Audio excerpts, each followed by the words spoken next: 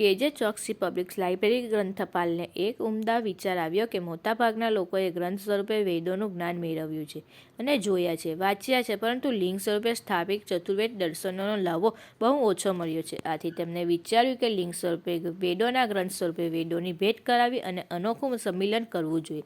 મંદિરમાં સ્થાપિત લિંગ સ્વરૂપ વેદોની લાઇબ્રેરી સુધી લાવવું શક્ય જ ન બને, પણ ગ્રંથ સ્વરૂપે વેદોને તો મંદિર સુધી લઈ જઈ શકાય ને. આથી આ વિચારને સાકાર કરવા માટે લાઇબ્રેરીમાં સ્થાન પામેલા ચારેય વેદોના ગ્રંથો તથા વિશાળ શબ્દ ગ્રંથ, જેમાં કુલ ચતુર્વેદ સમાયેલ છે, મંદિર સુધી લઈ જવામાં આવ્યા. ત્યાં લિંગ સ્વરૂપે વેદ સાથે તેમનું અનોખું મિલન કરાવાયું. આ ઘટના માત્ર ધાર્મિક રીતે જ નહીં, પરંતુ આધ્યાત્મિક અને જ્ઞાનનું સંગમ પણ બની. આ પ્રસંગે ચોકસી પબ્લિક લાઇબ્રેરી તરફથી સંદેશ આપવામાં આવ્યો કે જ્ઞાન અને આધ્યાત્મિકતા એકબીજાના પૂરક છે. લિંગ સ્વરૂપે પ્રતિકાત્મક વેદ અને ગ્રંથ સ્વરૂપે વેદોનું સંમિલન ભરૂચના ધાર્મિક, સાંસ્કૃતિક અને શૈક્ષણિક જીવનમાં એક નવી દિશા પ્રસારિત કરે છે.